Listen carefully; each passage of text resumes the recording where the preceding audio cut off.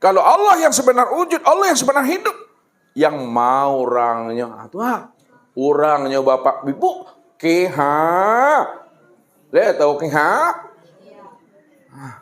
ininya kesini mandangnya bapak ibu.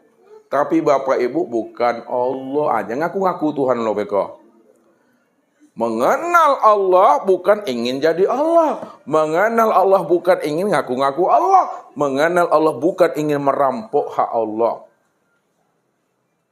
Tapi kita mengenal Allah supaya kita tahu bahwa diri kita itu tidak ada di hadapan Allah. Kalau diri kita tidak ada di hadapan Allah, lalu diri siapa sebenarnya ini? Inilah diri kenyataan dirinya Allah itu. Makanya orang yang telah kenal, telah berjumpa, telah bersua, telah bersobok dia dengan hakikat rahasia dirinya, maka ketika itulah Nabi mengatakan, man arafallahu kala lisanahu. Itu maksudnya. Ini ditanam, ini kuncinya Bapak Ibu. Man arafallahu kala lisanahu. Siapa yang telah benar-benar mengenal Allah. Allah itu yang wujud. Dalam pandangan ini kala lisanahu, ketika itu kelulah lidahnya. Tak boleh lagi mengata-ngatakan aku Allah, ini Tuhan, enggak. Kelu lidahnya. Makanya cukup paham dan sadari. Anyang selalai Bapak Ibu, antuk selalai. Walaupun Bapak Ibu tidak ngaku, tidak mengatakan diri Bapak Ibu itu ainullah, wujud Allah, nyatanya Allah. Walaupun Bapak Ibu anyang se, diam se-nya Bapak Ibu, diri Bapak Ibu tetap ainullah, nyata Allah dan wujud Allah itu. Selalu Ustaz sampaikan kias dan perumpamaannya. Ini apa namanya ini? Rasid? Namanya kah? Mik. Mik ini nyata, mik ini wujud, mik ini terang, mik ini jelas. Kalaulah Rasid diam saja, anyang se kata ya, le tahu anyang se. No comment. Diam saja. Apakah ini bukan mik? Apakah dia tidak nyata? Apakah dia tidak wujud? Apakah dia tidak jelas? Apakah dia tidak terang? Tetap ini mik, wujud, nyata, terang dan jelas. Walaupun Bapak Ibu anyang se, antok se, diam se lah. No comment. Kau pandai lu bahasa Inggris mah. Walaupun kita tidak mengatakan diri kita ini ainullah, hakikatullah. Diam saja kita, tetap ini ainullah, tetap ini wujudullah. Walaupun kita diam. Itulah maksudnya man arafallahu kala lisanahu. Lalu kenapa Bapak Ibu sebutkan juga? Kenapa disebutkan juga bahwa ini mik? Ini kan telah nyata mik. Ini kan telah wujud mik. Kenapa Rasid sebut juga ini mik, nyata dan terang? Apa gunanya? Tuh dia jawabannya. Untuk memberi pemahaman kepada orang yang belum paham tentang mik, bahwa ini mik wujud nyata dan terang. Kalau sudah paham kawan tuh, kalau Rasid telah menyampaikan kepada kawan bahwa dia telah paham mik itu, apalagi? Niam silale. Maka pulang dari Siko, beko, pergi ke Batam, pergi ke Bengkalis, antuk-antuk saya pulangnya. Baku antuk saya. Tapi Ustaz nyampaikanlah kalau marifat diam saya.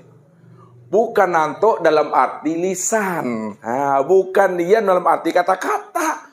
Diam dalam bentuk paham. Tak perlu lagi disebut-sebut Allah tuh. Jadi barang yang sudah nyata, barang yang sudah wujud, jangan diterangkan juga lagi, makin tidak jelas dia. Ngerti maksud Ustaz tuh? Kalaulah nyata Allah itu yang ainullah, hakikatullah, Allah itu yang wujud dan segala yang ada. Allah itu yang wujud dan segala yang wujud. Jangan disebut-sebut juga lagi, jangan ditunjuk-tunjuk juga lagi. Makin ditunjuk, makin tak jelas dia.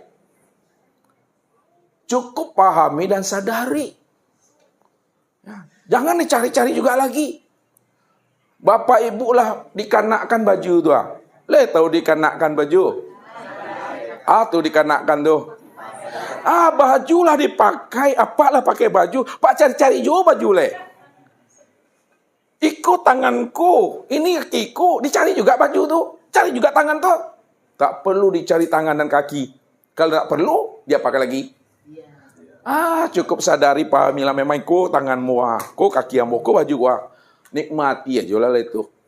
Jadi sabik-sabik juga lah. Ya, tuh mesti pahami. Jadi terang jelas tuh Bapak Ibu. Kalau lah terang Allah itu wujud, dengan yakin memahaminya. Bapak Ibu yakin Allah itu wujud. Kalau yakin tuh mantap tuh mak. Inilah tandanya diri Bapak Ibu telah betul-betul mati qabla antamutu, sebelum Israel itu datang. Sebelum ajal itu sampai, kita dah serahkan diri kita kembali kepada Allah Tuhan.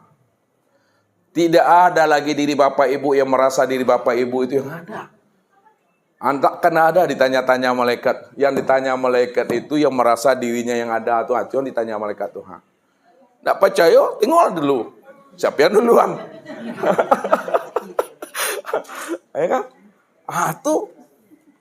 Pahami itu. Makanya ketika diri kita dah betul-betul tiada. Lihat.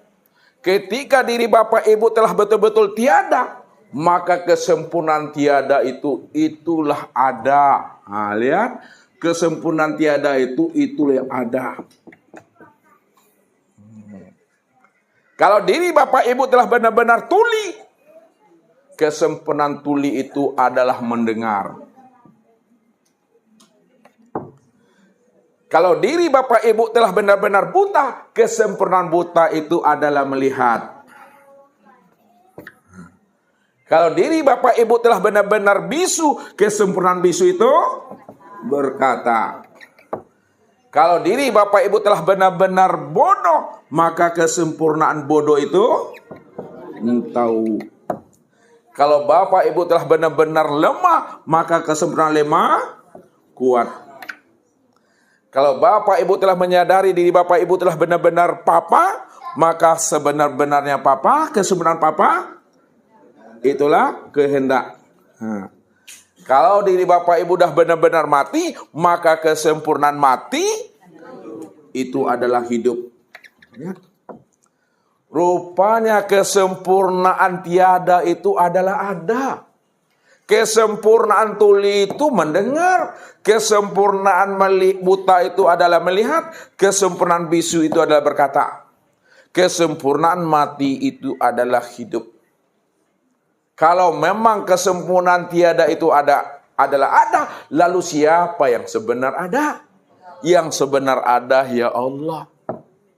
Kalaulah kesempurnaan tuli itu ada mendengar, siapa sebenarnya mendengar? Ya Allah. Kalaulah kesempurnaan mati itu adalah hidup, siapa yang sebenar hidup? Yang sebenar hidup itu adalah Allah. Ketika itu Bapak Ibu, diri Bapak Ibu telah dikatakan diri yang telah berkulima. Diri yang berkelima itu adalah diri yang telah mengenal Allah, zahir dan batin sempurna pada dirinya yang disebut insan sebutannya. Siapa insan? Al-insanu sirri. Wa sirri sifati wa sifati la ghairi. Insan itu adalah rahasiaku. Rahasiaku itu adalah sifatku. Sifatku itu tiada lain aku. Kalaulah sifat itu tiada lain adalah aku, maka sifat itu sebenar-benarnya ya aku tuh. Maknanya manusia itu tiada lain adalah aku. Kalaulah manusia itu tiada lain adalah aku, manusia itulah sebenar-benarnya aku tuh. Betul terang lah Bapak Ibu. Yang tak boleh itu ngaku-ngaku Tuhan, itu yang tak boleh. Ingin jadi Tuhan itu tak boleh jadi Fir'aun nanti. Makanya belajar ilmu tauhid dan ilmu ma'rifat bukan memunculkan pengakuan. Tidak ada. Belajar ilmu ma'rifat dan tauhid, semakin kenal kita dengan Allah, semakin karam diri ini kepada Allah. Semakin kenal kita dengan Allah, semakin hapus diri kita di hadapan Allah.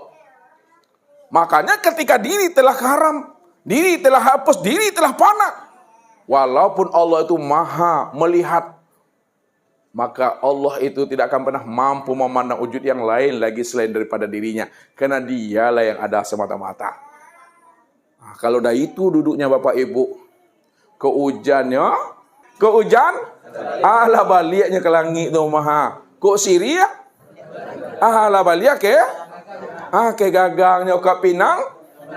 Ala balik ke tampuaknya tu. Kok gelombang?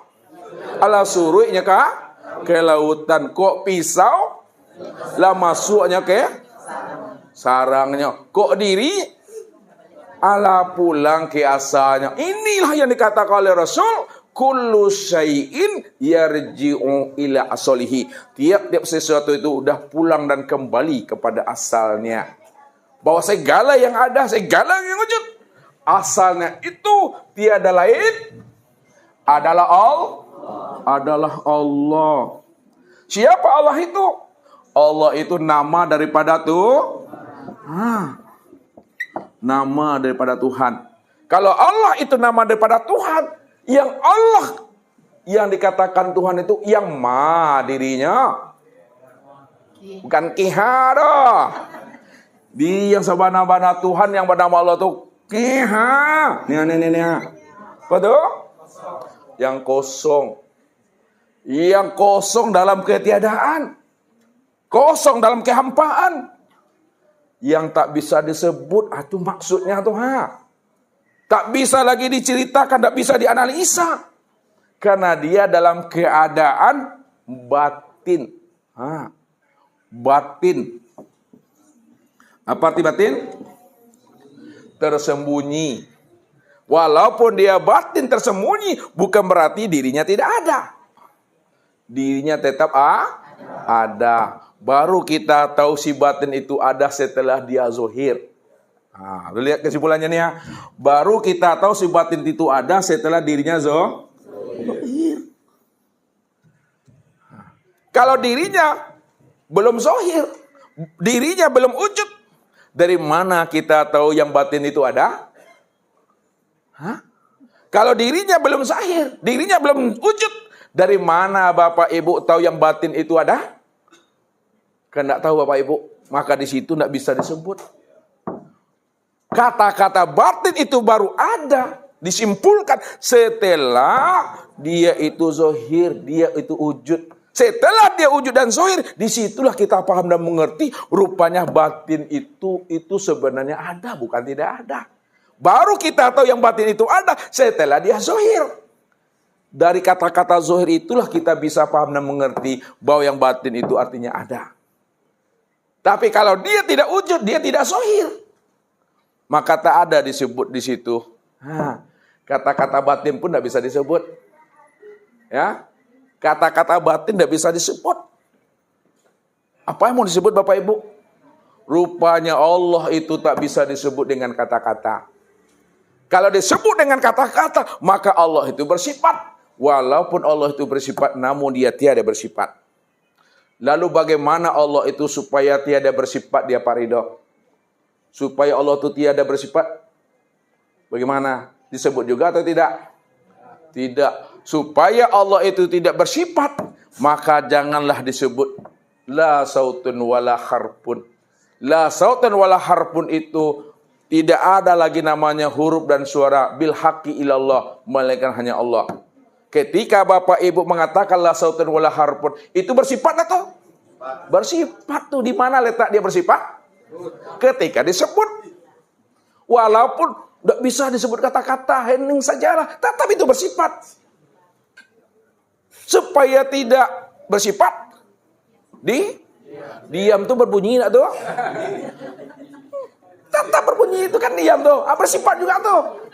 Kalau ingin tahu Allah itu tidak bersifat, diam.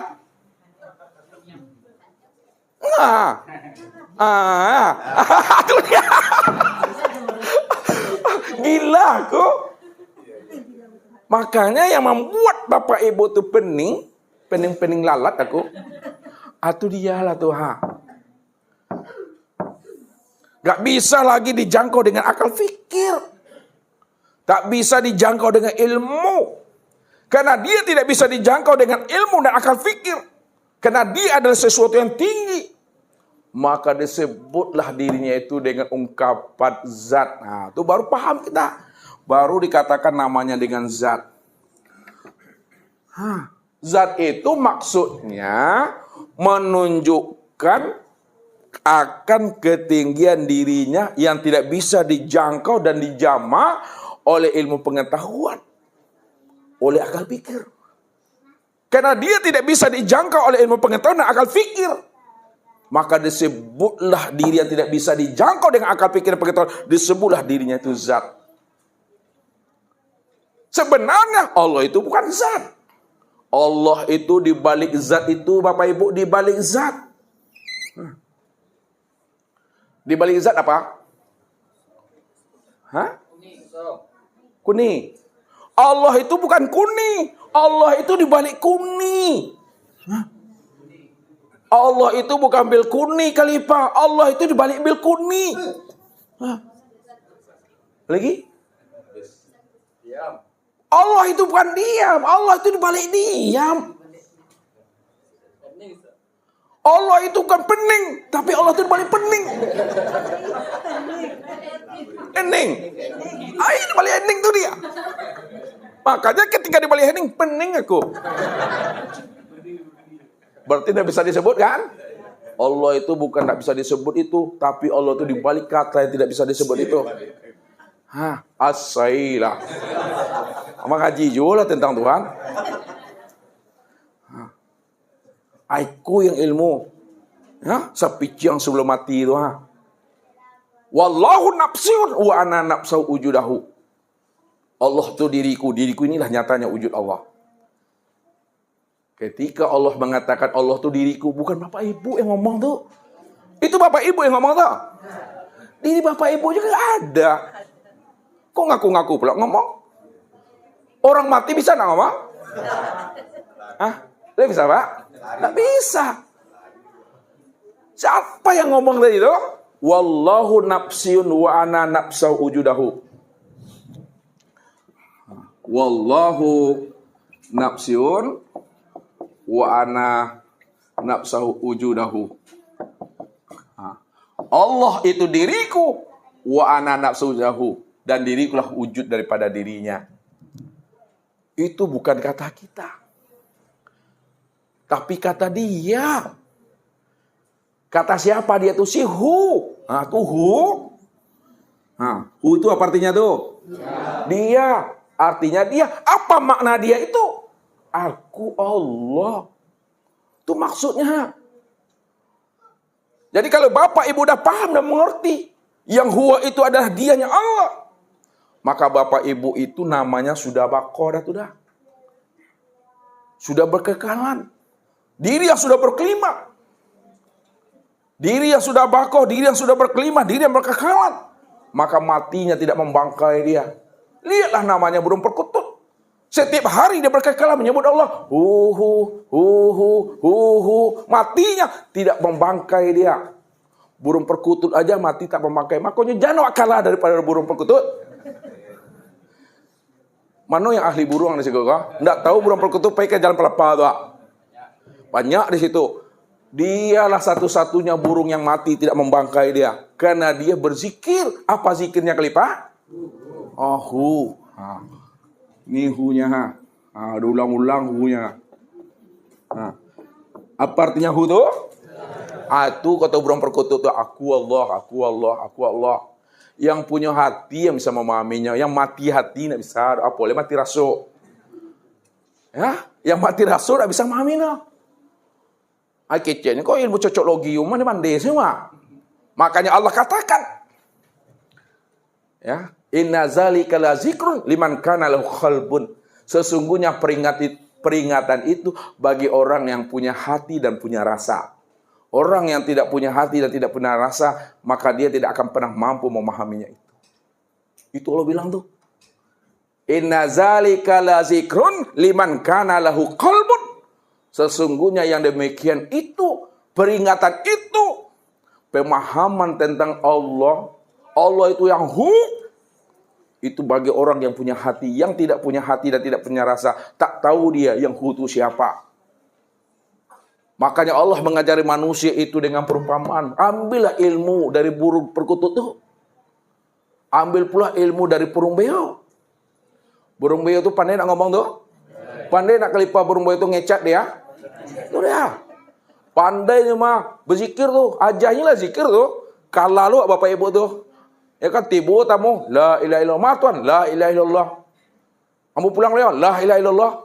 Ketika tuannya tadi itu merahsiakan dan memandikan burung itu dan sangkanya diperahsiakannya.